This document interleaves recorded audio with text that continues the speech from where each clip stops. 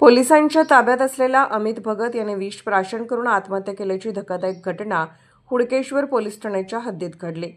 अमित हा यवतमाळच्या कळंब येथील पेट्रोल पंपावर व्यवस्थापक म्हणून काम करत होता।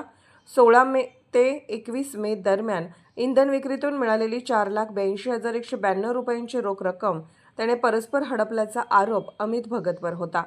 या प्रकरणी पेट्रोल पंप मालकाने 30 जून रोजी कळंब पोलीस ठाण्यात तक्रार दाखल केली।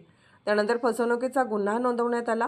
गुन्हा उघडकीस आल्यानंतर अमित पत्नीसह नागपुरात आला आणि हुडकेश्वर परिसरातील एका पेट्रोल पंपावर काम करू लागला। कळंब पोलिसांना माहिती मिळाल्यानंतर पथक नागपुरात आले। अमितला ताब्यात घेऊन वाहनात बसवल्यानंतर त्याने विष प्राशन केले। हुडकेश्वर पोलीस ठाण्यात आल्यानंतर प्रकृती खालावल्याने त्याला तातडीने मेडिकल रुग्णालयात दाखल करण्यात आले, मात्र डॉक्टरांनी त्याला मृत घोषित केले।